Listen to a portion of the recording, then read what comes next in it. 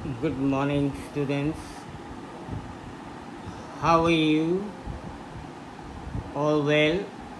Last time you revised the poem Photograph, and today we are going to revise the third chapter, Discovering Truth. The saga continues, written by A.R. Williams. You know this chapter very well. I had explained very nicely two times, and now this is the last revision which is going to take place for discovering truth. The saga continues. As you all know, children, this is a very old story, a fable, a legend about a boyish pharaoh. There was one boyish pharaoh, boyish king in Egypt, and it is regarding the Egyptian civilization when was excavated.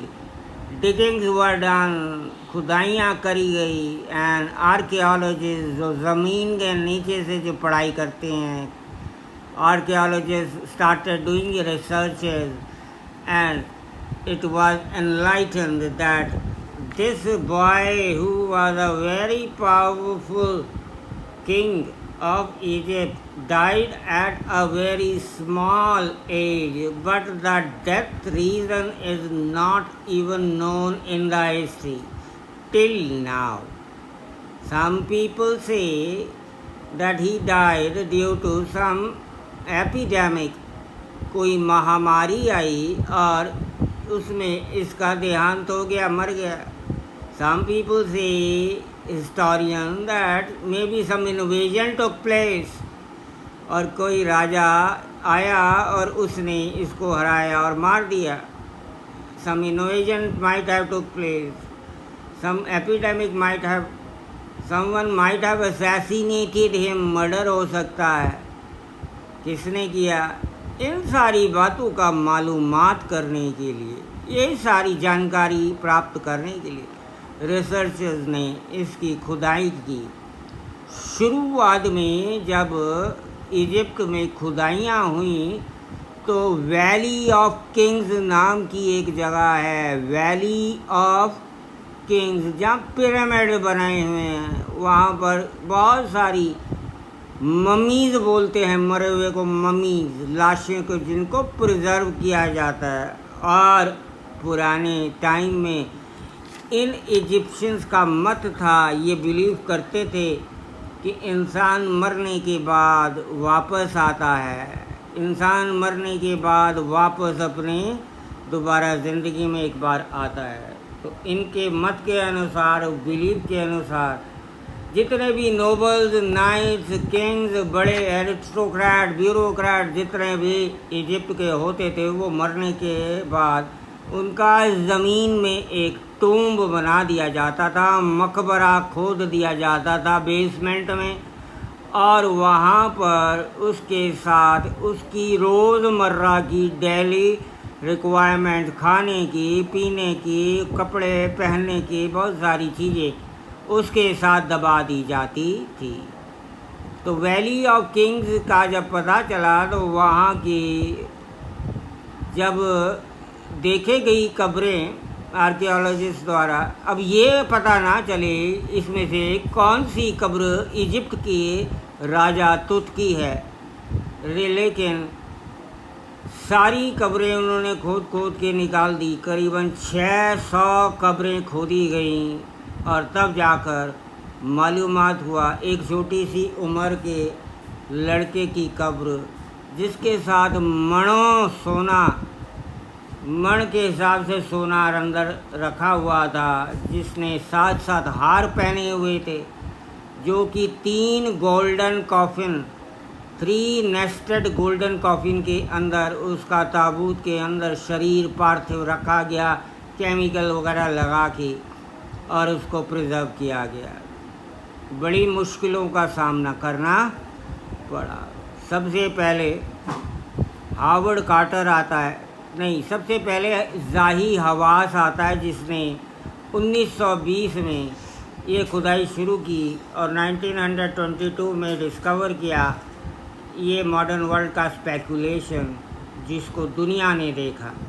और दुनिया वहाँ पर आई, बहुत scan van हुए, लेकिन बच्चों इसके बारे में पूरी मालूमात आज तक भी पता नहीं है। आज भी हिस्ट्री में ये चीज़ मालूम नहीं है और आज भी इसके सब पता किए जा रहे हैं। आइए आपको छोटा सा आपको मैं एक समरी कराता हूँ। Discovering Tut the saga continue. Describe the boy King Tut. He was the last heir of a very powerful family. एक बहुत बड़ी परिवार, एक बहुत बड़े वंश का आखिरी राजा था, जिसने ये लड़का राजा था जिसने रूल किया इजिप्ट को। Right, the lesson also describes how CT scan of Tut's mummy revealed interesting but startling facts about him. आइए अब हम पढ़ें कि किस तरह से जो CT स्कैन हुआ और तुत की मम्मी ने दिखाए बड़े भौचक्का रह देने वाले, इंसान भौचक्का रह जाता है जब इन फैक्ट्स को पता चलता है। Tut was a teenager when he died. जब वो मरा वो एक किशोर अवस्था में था, लड़का सा था। He was the last heir of his family. अपने ख़ानदान का शक्तिशाली राजा, आखिरी गद्दी का मालिक था। This dynasty was very powerful. ये बहुत ही पावरफुल डायनेस्टी थी, ये बहुत ही शक्तिशाली वंश था। It ruled Egypt for centuries. कई हज़ारों साल तक, कहते कई 100 साल तक उन्होंने राज किया। He was laid to rest in grave laden with gold. जब वो मर गया तो उसको ताबूत में डालकर ज़मीन में दफना गया। फाइनली वॉज फॉरगॉटन, जैसे होता ही है, उसको दफना दिया और भूल गए सब। हिज टूम वॉज डिस्कवर्ड इन 1922 और उसके उपरांत कई 3200 साल के बाद 3200 साल के बाद उसकी कब्र को खोदा गया 1922 में। और वहाँ लोगों को बड़ी उत्सुकता हुई जानने की राजा तुत के बारे में। It arouse the city curiosity of the people to know about Tut. A CT scan was done on his body. उसी की पार्थिव शरीर पर एक CT स्कैन किया गया। It offers new clues about his life and death, जिससे उसकी ज़िंदगी और मौत के बारे में अलग अलग क्लूज पता चले। Tut mummy is almost famous gilded head in the world. ये कहते हैं कि पूरी दुनिया का सोने का बना हुआ हेड है तुत का। He died more than 3300 years ago. 3300 साल पहले वो मर गया था। Large number of tourist from around the world gather to see the rock cut Tomé.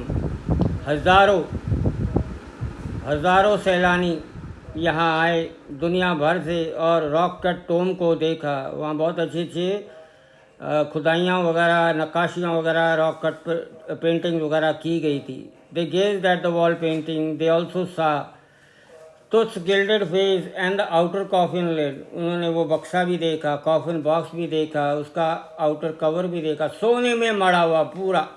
Many pondered over his untimely death. लेकिन बहुत सारे लोग वहाँ खड़े उंगली मुंह में दबा रहे थे कि यार ये छोटा सा बच्चा लग रहा है, इसकी डेथ बड़ी अनटाइमली हुई, इस पर सोच विचार किया जाए।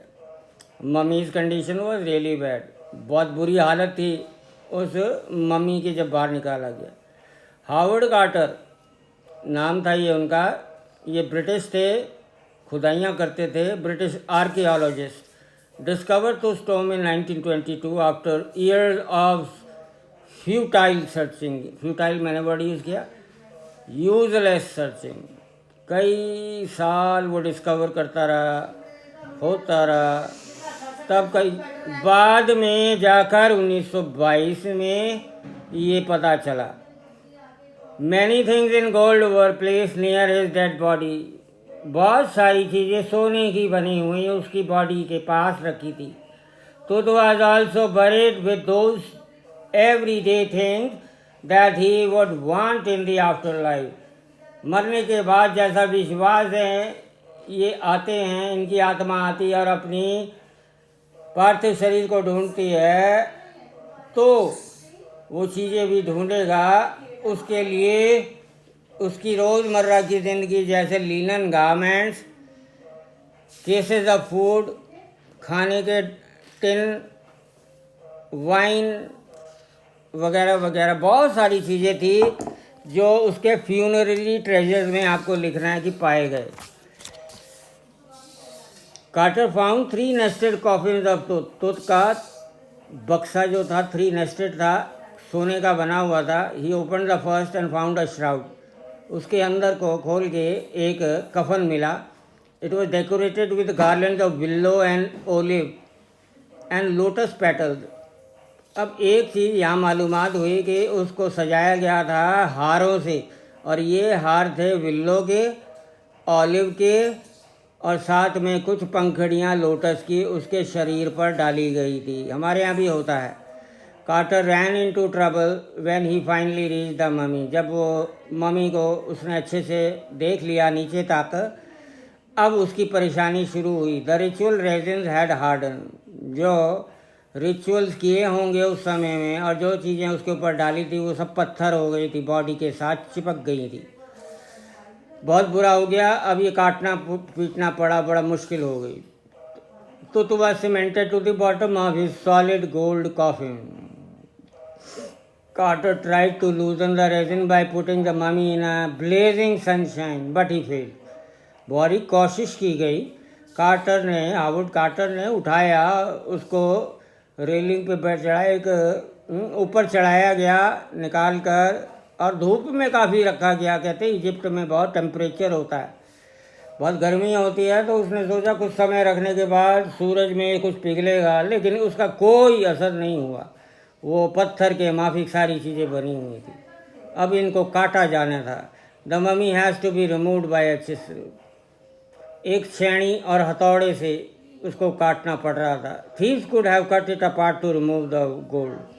और वहाँ पर आप तो इन मम्मी से पता चल रहा था रैन सैकिंग हुई है। क्यों? खुर्द-बुर्द करीबी लाशें मिली हैं सोने के लिए। हो सकता है रॉबर्स ने किया हो। Carter's man removed the mummy's head, then they separated almost every part and joint.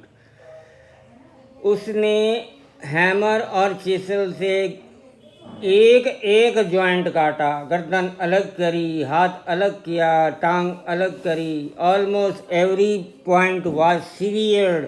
Her point को काटा गया, छोटे छोटे टुकड़े बना कर रखे गए। Archaeology has change a lot. आज की दुनिया में ये आर्कियोलॉजी सब्जेक्ट बदल गया है, नए नए इन्वेंशन आ गए। It has required sophisticated tools. अब तो ऐसी ऐसी मशीनें आ गई हैं जिससे सारा कुछ प्राप्त हो सकता है। एक एक बाल का भी पता चल सकता है कि ये बाल किसका है। It adopts medical technology. Today diagnostic imaging can be done through computer tomography और सीटी। आज सीटी स्कैन होते हैं। सन 2000 में आया था सीटी स्कैन, उससे पहले नहीं होते थे। सीटी को कहते हैं कंप्यूटर टोमोग्राफी, और इसके ज़रिए 100 एक्सरेज क्रिएट अ 3 डायमेंशनल ये बॉडी। 3 डायमेंशनल एक्सरेज की तस्वीरें खींचता है। Right, they can answer how man died and how did he was at the time of death. अब इनसे मालूमात हो सकता है चीज़ों से, कब मरा, कितने टाइम पे मरा, क्या उम्र थी, कैसे मरा। Tutankhaten took the throne at a very young age. अब यहाँ आप कहोगे तुत का नाम बताऊँ तो तूतनखामून रहा है, तूतनखामून।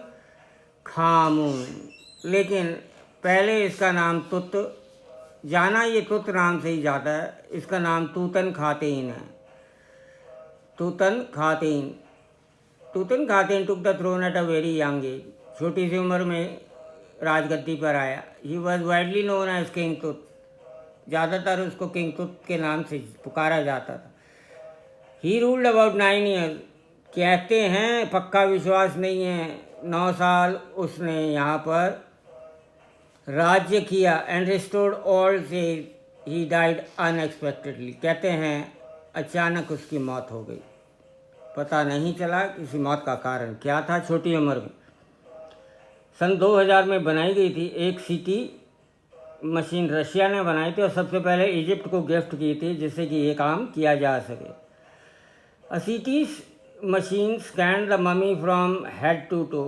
ये बहुत लोगों के प्रेजेंस में किया गया था। हेड टू टो उसको फ़ोटो खींची गई। It created about 1700 digital x-rays और इमेज। करीबन उसके शरीर की 1700 डिजिटल एक्सरे इमेजेस फ़ोटो निकाली गई। His head was scanned in 0.62 millimetre slices. 0.62 millimetre slice में उसके हेड स्कैन किए गए। वर्कमैन कैरिड टूट from the टूम in his box. उसके ही ताबूत में उठाकर कई सौ आदमी लगे हुए थे काम कर, इसको लेके ऊपर गए। But the scanner did not work due to sand going into the machine. ये सीटी स्कैन पहली बार चलाया गया था। शुरू में बहुत अच्छा काम करता रहा। अचानक तेज़ हवा में जो सैंड था वो उसके पंखों में फंस गया, पंखे चलने बंद हो गए, मशीन बंद हो गई। Perhaps it was the curse of the pharaoh. कहते हैं शायद ये किसी फरो का अभिशाप था, श्राप दिया किसी तूत ने। But the substitute friends had to finish the whole process. लेकिन मरता क्या न करता, काम तो करना ही था किसी न किसी तरह। फिर प्रोसेस को चालू करके सारे फैक्ट्स जो थे पता लगाए गए। A technician pulled a wonderful images.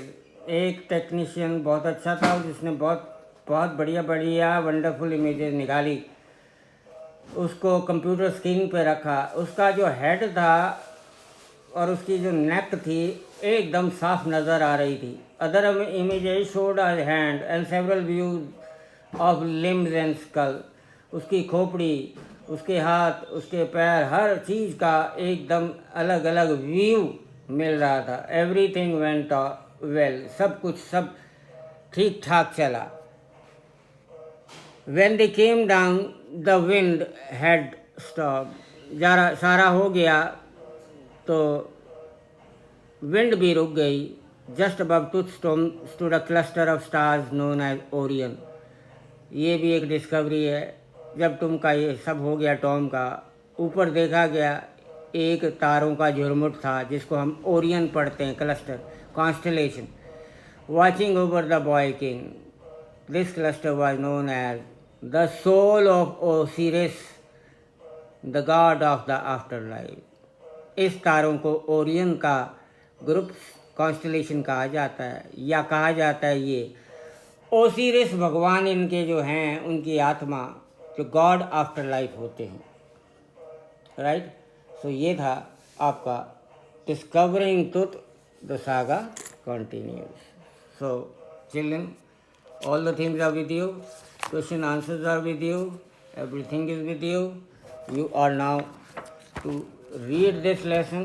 This is a small lesson first. No, it's not a small lesson, it is comprising of 4-5 pages. Read it and remember it. You are definitely going to get a question from this in the half yearly or the final long question. Thank you very much and have a nice day.